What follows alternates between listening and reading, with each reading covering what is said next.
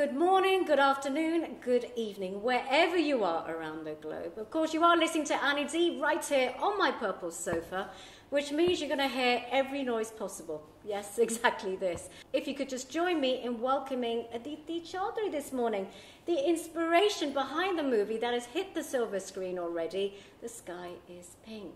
Welcome, Aditi. Thank you. Thank you so much for coming today. It's been an absolute pleasure to see you this morning. Thank you for having me, but the inspiration behind the film is my daughter. Oh, yes. But the driving force is yourself. We know this, yes, Aditi, yes. of course. And I will tell you something. I have seen the messages on my phone, and the messages, tearjerker, a must-see, and, one message after another. Did you think, when you thought about putting the script together, did you really think it would have the impact that it has already? Did you think it would hit people's heart? The reason I thought to even write this story was to impact the world. Mm-hmm. I used to tell Shonali, write whatever you want, but make sure you rock the world. Yeah, and certainly did. and so I'm really glad to see that that's happened. I mean, one can have any desire, but it needn't materialize. Yes. So I'm really, really heartened to see that people have actually understood what the film is about and what Aisha was trying to say to the world, and even deeper than that. Yeah. And as a mother, I'm really, really, I find it very healing that my daughter's life, however long or short it was, continues to impact the world. I think for me, that's a beautiful gift. Well, to be honest, there are some people just waiting to see the movie. It is on their bucket list. It's on their bucket list. And for some are umming and ahhing. So tell us a little bit about the movie, what it's about, very quickly, in a nutshell. Is it possible? I think the movie is about life, and it is about death, which I see as part of life. Yeah. Death is a part of our life. And I think society has done me an injustice. I take it very personally because I lost 2 children and I was not prepared for it. And I think I'm a little bit mad at society for not preparing me for it. Blame is part of the grief process. But Shonali has a beautiful take on death, which is not somewhere I am. I can't celebrate the day Aisha died, but Shonali celebrates her son's death day. She calls them death days and she celebrates. I remember when we first met, and we met at the block party right here, in fact, and it was, I think, our first official meet, wasn't it? And I remember, looking for Abhishek, so my son, and you said, "Oh, is his name Abhishek?" I said, "Yes." And you said, "Well, you might just find him on the 5th floor." So I went searching, plodding up to 5th floor, and I rang the doorbell, and of course I walked in, and I saw him on the bed with Aisha, and it's not what it seems. They were sitting and chatting, let me tell you. And of course, I said, "Abhishek, for goodness sake, what are you doing sitting on a girl's bed? I think you better hurry up because the mother's not here." And I remember That's putting it mildly. You were hopping mad. Oh my God, and you had a bit of a laugh with Aisha after that, didn't you? Yeah, because I think staring death in the face does that to you, where the boundaries start to shift. Yeah. We shifted a lot of boundaries. Yeah. Death does that. Yeah. Death shouldn't have been knocking on our door, but it was. Yeah. So for me, it was like, I spoke to your son. I just thought he's such a cool kid. And I was like, and he was at the American school, the same school as Aisha. And I was like, "Have you ever met my daughter?" And he said, "I've seen her around." And I was like, "Come, let me introduce you." And because Aisha grew up with all of Ishan's friends, they are very comfortable in our home. Yeah. And we are constantly in and out. I mean, our staff is in and out, we are in and out. The doors are open. You can imagine what went through me thinking, "Oh my God, the mother's going to come in the bedroom in a minute with her shotgun."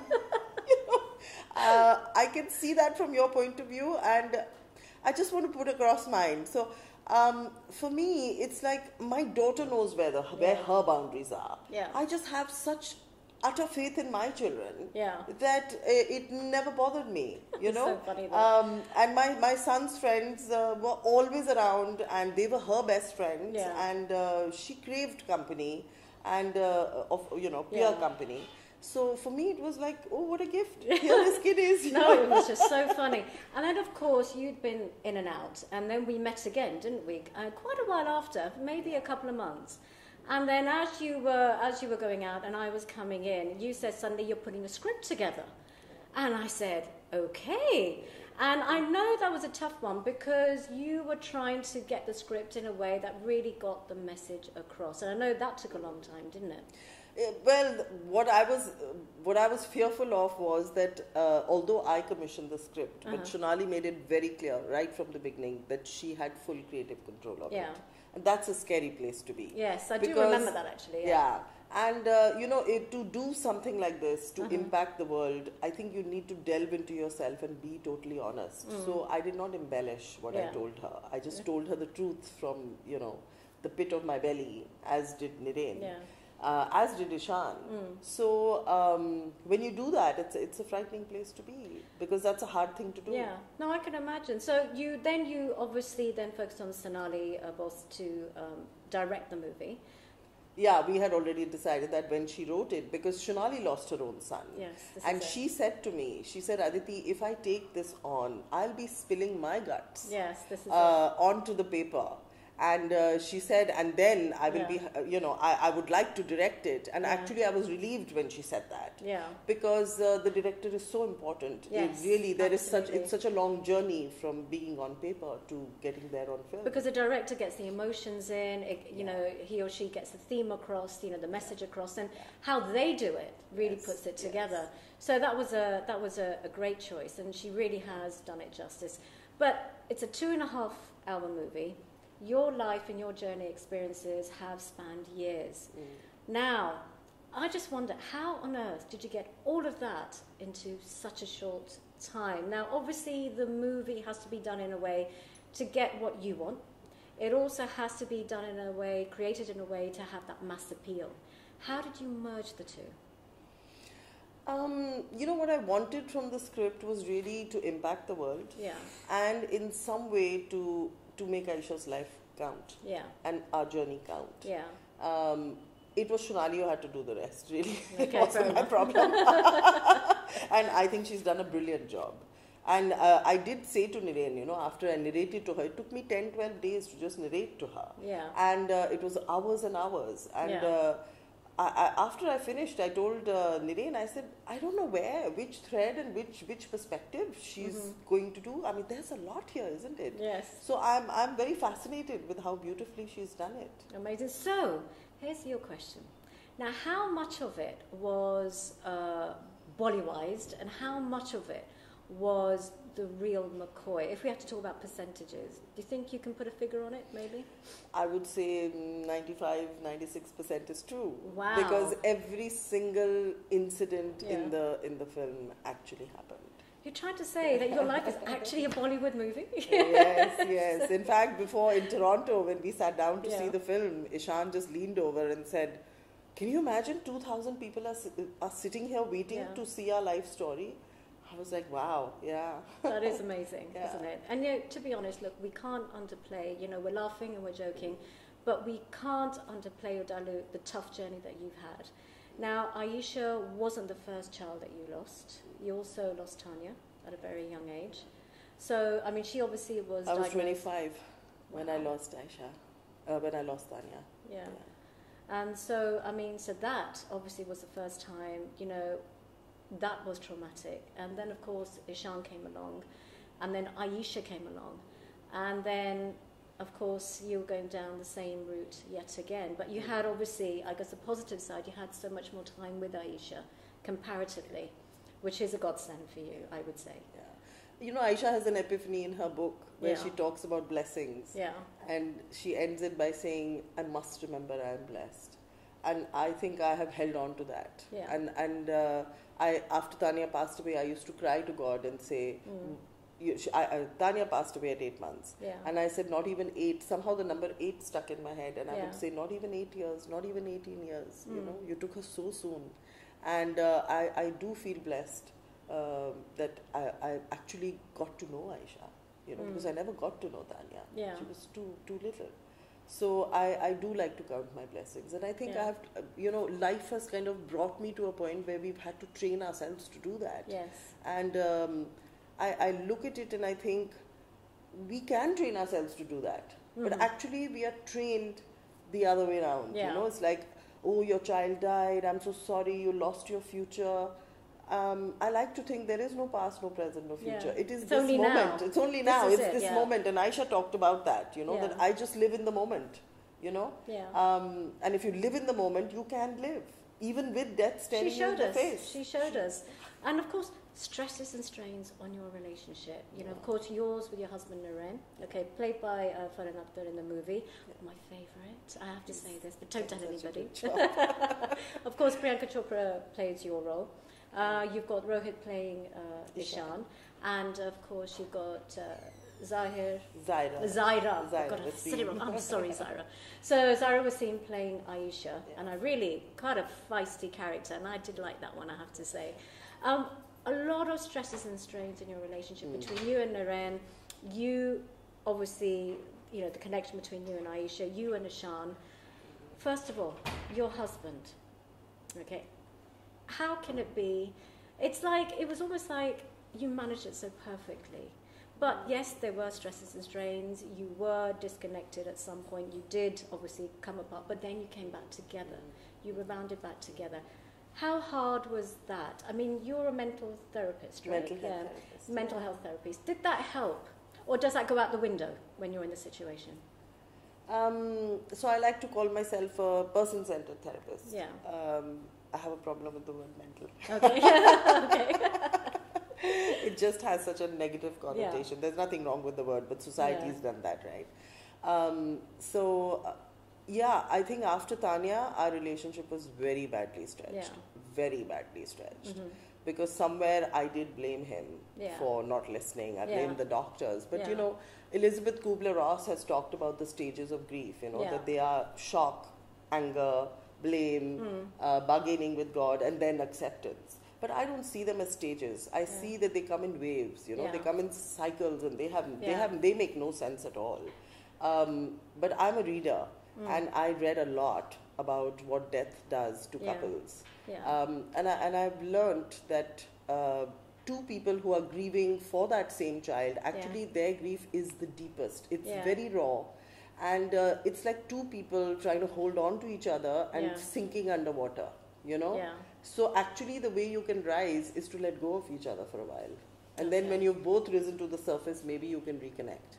Right. And I actually realized that I was looking to him for comfort. Yeah. And he was not in a place to give it to me because he himself needed comfort. Of course. Aisha has an epiphany and says it's hard to give empathy when you think you need it the most. And I think also when a couple loses their child, just looking at him, I could see his pain and vice versa. And I think my pain was so much that I couldn't handle his pain. Just looking at him and seeing his pain was too much for me. Yeah. Because it comes from a place of love. Yeah. Because I love him so much, I can't see his pain, I can't bear his pain on top of mine. So lots of issues, isn't it? Lots of issues that you're actually dealing with. So you both had to be at a particular level at one point to come together. Of healing, yes. Amazing. And it happened. This is it. Oh. I mean, I have seen you guys, you are tight. All of you are so tight. And look, when something like this happens, I see relationships going all over the place. The divorce rate, separation rates, everything, it just comes apart. And of course, when you also have another child who is healthy, we know that, a lot of attention is on the child that is suffering, going through this. And more often than not, the child that is okay gets kind of pushed to the sideline. Now, from what I have observed, now movie aside, I just see Ishan being so much a part of the support group. Amazing. How did that happen? How did you manage that one? I think that was my mental health training. I used to be in software. I was actually in a multinational, and I changed my career after Aisha had the transplant. We were actually 5 years in isolation, total isolation, Aisha and me, and then the family. Ishan and Naren were home, but we couldn't have anybody over. So that changed me. And I also, during Tania's time, I had this deep interaction with God. Yeah. And I was baptized, and I'm a born again Christian, Yeah. and that helped me. My faith helped me and saw me through. And my mental health training, actually, I realized so many things that I would not have been able to see. Yeah. I realized that there were no spaces between Aisha and me, and there was too much space between Ishan and me. Yeah. So we actually changed, and I would go out with Ishan, and Nirain would go out with Aisha. So we would go through the discomfort, because Ishan only wanted Nirain, because he spent 1.5 years with Nirain in India. You managed so it beautifully. we forced it. Yeah. Fantastic stuff. Yeah.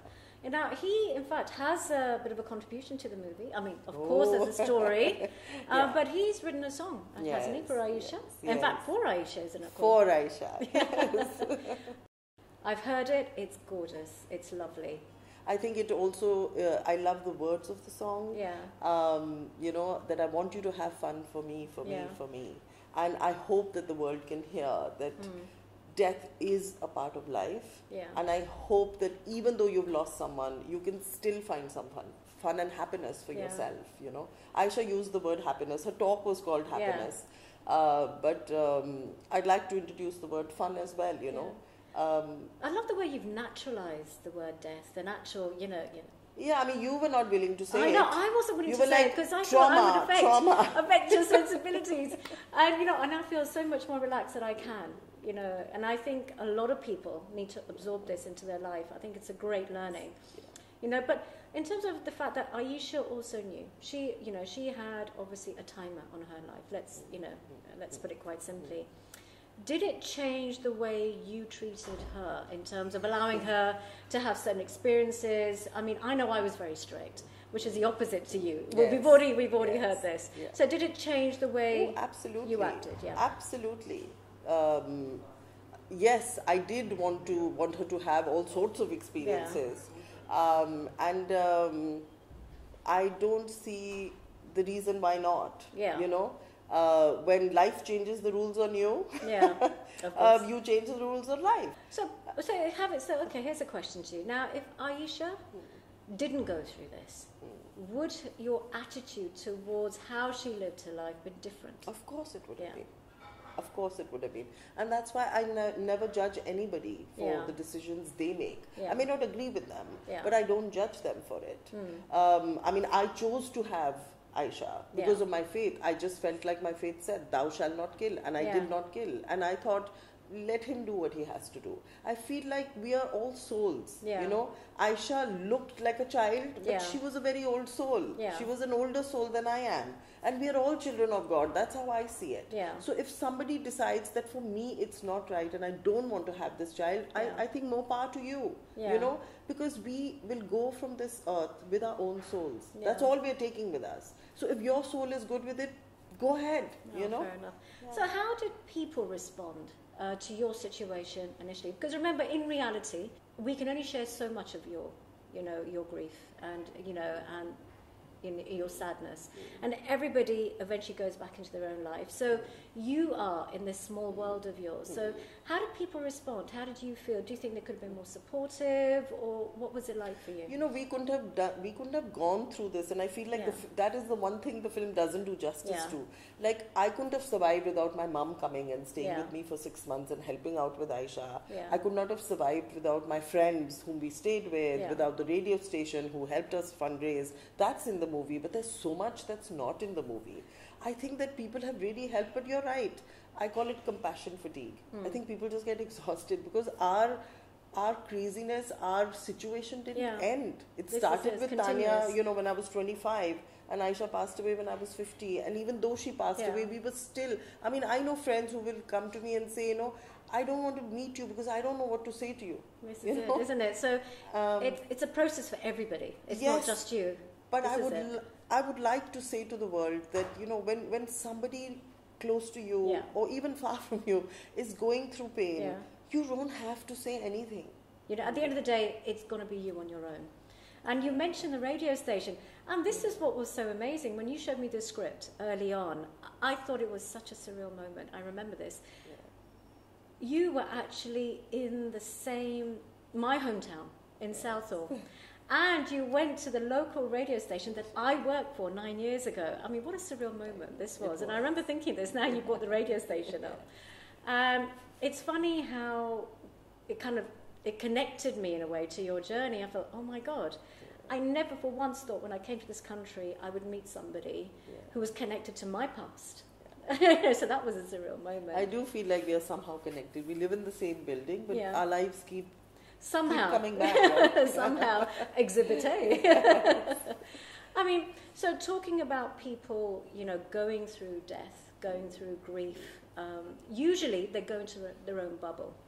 Now, yes, you were all tight-knit, but surprisingly, you treated it differently. You burst that bubble. You absorb people, and you just threw it out there. I mean, this movie, the book, TED Talks, I mean, the amount of things that you and Aisha have done. I mean, it's amazing. You've just brought everybody into the fold. So this is how you treated it, where normally people would have just kept it to themselves. So, again, I guess, what kind of advice, or maybe not advice, maybe something that could help people going through something like this, or have been through, a loss of a loved one?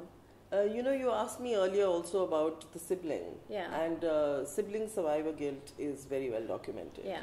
And very little has really been done about it. Yeah. The sibling is often the forgotten one. Yeah. So once I realized that during my training, I kind of kept a very close eye on what was happening with Ishan. And I think that helped to keep him in there. Yeah. But it is still difficult. And I just want to say that, a lot of parents, when they have one child who's not well, they put a lot of burden on the other child, especially the older child, and if it's a boy, that you have to take care of this child, because who's going to look after? I mean, we didn't know Aisha was going to pass before us. We were saving all our lives that, Aisha should have enough after we pass away. And I never put that burden on Ishan. I always told him that you will always be free because we will make sure that she is okay, and you never have to take on the burden of your sister. So maybe that's something that people can take away with them from this, actually. Well, each one will make their own decision. Yeah, this is but this is the decision I made. Yeah, and it worked. Yeah. It worked for you. It may not work for somebody else, but you never know. Yeah, you never know. The option is still there. There are no right or wrong answers. This is what we're saying. So we shouldn't really be bogged down by the decisions we make. Absolutely, absolutely. So do you think, and this is a hard one, it is what it is. Aisha has moved on, so has Tania. But do you ever think that there's something that could have happened that could have changed the course of all your lives? Oh, absolutely. So what the most beautiful gift I've got from doing the movie, and I really believe when you do something for the for people, you will get something back. Yeah. And I think Indians really, we in India really, really need to understand that we need to register to be stem cell donors, and it's that simple to do. You just take a swab of your cheek cells and you put it in and you send it away. But did you have this option with Aisha though? Did you have? Yes, we did search for a donor for her in the worldwide registries, but even before we started the search, the doctor at Great Ormond Street told us, don't hold your breath because Indians don't register. So it's a very rare chance that we will find a donor for Aisha, a matched donor. So what you're saying is cultural. So culturally we don't do this. Culturally, so this is why. This. But it's not that it was impossible. Not at all. If she had a matched donor through the registry, she would not have needed chemotherapy. She would have been sitting here, you would have been interviewing her. And people can go out there and give another Aisha a chance. At life, second chance at life. There's something that I would really want to get out there is to change this. If we could just think broad, open the mind, and just give just a little bit more. Yes, and the chances that if you're called, I just think you're so blessed that you match somebody somewhere in the world, some little boy somewhere, and you save their life and you save the parents the grief and the trauma that we've had to go through. Right. So if we're going to be going down the spiritual route in some way, right? So yes, it could have happened. There's a bit of sadness. I wished it happened at the time that we needed it. However, having said that, and I don't want to upset anybody, but just a question I'm putting out there. Sometimes there's a reason for things to happen. Do you think Aisha passing was made for something bigger? Because you made a splash, and maybe with Aisha passing, you've helped so many more people than you could have thought of. You know, you said sometimes things happen for a reason. I believe everything happens for a reason. So yes, Aisha came for a reason, she left for a reason. Yeah. You know, when Tania passed away, Nireen said, I wonder if Tania got anything from being here. Yeah. And we will never know. Yeah. You know, that bit is not revealed to us. But I do believe that nothing happens on this planet without some harmony for the planet. I mean, that's a sad thing, that we have to go through something extreme to make a wave. Sometimes that upsets me. But of course, you know, it has happened, and it will happen again. So I'd really, really like people to visit Aisha's page. Just have a look at her page and read about what's written about how easy it is to save a life. And we really need people who are in their 20s, 30s, 40s, because the younger the people who donate, the better the outcome for the patient. And in India, it is so sad that 0.03% of people needing a stem cell transfer find a match. And that's on us. That's on each one of us. You know? Look at this. So, okay. Now, yes, Ayesha was 80 when she passed away. However, now here's a question. Do you really think she had a short life?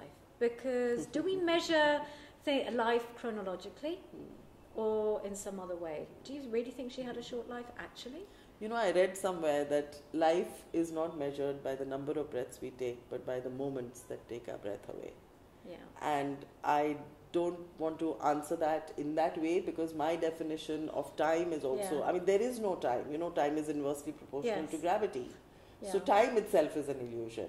Yeah. All of it is an illusion. So, you know, what it says in the Gita, I just get it now. Yes, but I never got it when I read it first. Well, we never do. I think there's a time that we understand something, and everything has their time. We never understand before we need to know it. Yeah. I think it's at the time that we know it. So, I mean, you know, seeing what she's done, she has done so much more than anyone in a lifetime in her short span. Yeah. You know, so for me, if you ask me as a definition, I'd say she had a full life.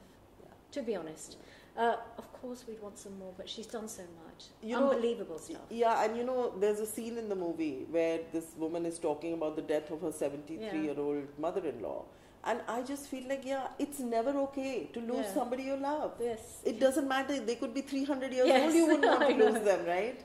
But death is a fact of life. It is a fact. And we turn our eyes away from it all the time. Yes. You know, there's an African tribe. They don't celebrate birth and they don't mourn death. They don't celebrate a birth. No, fair enough. They just take it in their stride and they move on. Somebody dies, it's just how they are. Yeah. Because they're conditioned to be that. And I hope that the message in this film that Shonali is trying to get across, that death is not the end of the world. Yeah. In fact, she often says, you know, my son finished his race. Don't you cheer when somebody finishes their race and they come to the end of whatever it was they were here to do? You know, Aisha said to her therapist, she asked her therapist and said, when is it okay for people to die? Yeah. And her therapist was so wise. She said to her, she said, I think we're all here to do something with our lives. And when you've done it, then you don't need to be here. And Aisha just nodded, you know, she was still writing her book. Yeah. She just nodded, she thought about it. And she said, you know, I was here to write my book. And it was spooky that the day she passed away, the minute she was buried here, her book was released at the Jaipur Lit Fest. And people find that hard to believe. Yeah. They think in the movie it's contrived. It's not. We received the first copy of her book that night when she passed away. I know this. Yeah, but people are finding the truth in the movie hard to believe and thinking, well, it must be creative license. It is not. In fact, this book here is not even the original. It's the second book. You've updated My Little Epiphanies, haven't you? You've been busy, Mrs. Chaudhary. Yes, we have. We're also making a documentary about Aisha's life. And the reason to make the documentary, this is not about us saying, oh, look at us, we are this great, amazing family. I think it's really to impact the world. Yeah. Because the documentary, Aisha firstly stars in her own documentary. Yeah. We did shoot a lot of footage of her. Yeah. Because we as parents knew that we may not have her for very long. You know, we didn't know how the transplant outcome would be for even 10 years. Yeah. So we were recording her all the time and our family all the time. These were precious moments. And I think I have been there where my child needed a transplant. My child had a very rare disorder, and I didn't know. I wanted to meet somebody who had a transplant, you know, because transplant sounded like something Frankenstein to me.